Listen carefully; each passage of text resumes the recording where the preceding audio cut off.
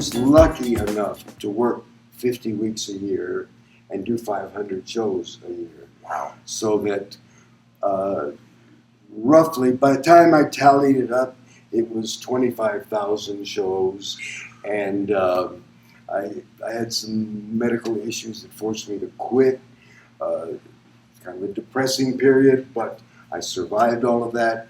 I slipped into something comfortable. It was actually a coma, and I stayed in that for 3 months. And when I came out of it, I'd been intubated so long that it permanently scarred 60% of my vocal cords, and not a good thing for a vent. So I had to teach myself a new way of speaking altogether. And but I survived all of that, knock on wood, and that could be made into a figure someday. We'll tear the place down. Anyway, I hope that answers the simple question. I'm a blabbermouth, but nowadays, coaching is my passion. I drive hard, and these kids are so talented today. I love to inspire anybody at any level, and any kind of, it doesn't necessarily have to be like what I did in reviews. There's ministries, or I think probably the largest population of the vent community is in church groups, of one kind or another, and they do great work spreading the word. Or I coach people that do lectures with it, that don't have to necessarily, they're not necessarily good at comedy. It's a whole other thing, delivering a line with timing. Can't teach timing.